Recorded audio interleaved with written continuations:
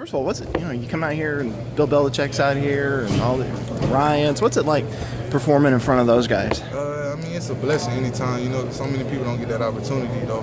I mean, I wouldn't say it's as nervous as the Combine when they're all at the Combine. So, I mean, the Combine pretty much got my nerves ready for this. But at the same time, it's still a blessing, to perform in front of guys like that, big names like that. What are you hearing from these NFL teams? Where do you think you land, not team-wise, but are you going to have to go the free agent route? And I mean, I don't think I'll have to go the free agent route. But, at the same time, you never know. I mean, some people predicted to go first round that don't even get drafted. Some people predicted to go fifth, sixth round that goes third, second round. So, I mean, you never know with this process. It's an up and down process. I mean, I just stay prayed up, talk to my agent, my support team every day, and just go from there.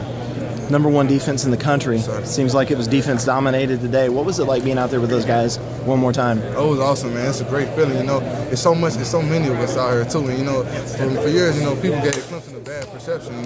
But I feel like last year's group who came in and killed it. This year's group came in and killed it. I mean, we're just showing people around the world how consistent we can be, how consistent we are as a defense and program. What were your thoughts on your 40 times at the Combine in here? Were you happy with it, disappointed? You always want to run faster than you run, but at the same time, it is what it is.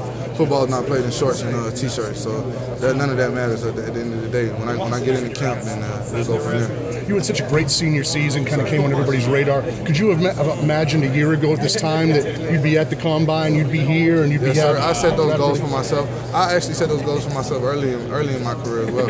I feel like even though I had a good senior year season, I can be better. I haven't hit my peak yet. I feel like I'm just scratching the surface of where I can be. So I set those goals for myself. But I mean, it's always happy to attain it because everybody doesn't get to go there as well. So that's a blessing in itself.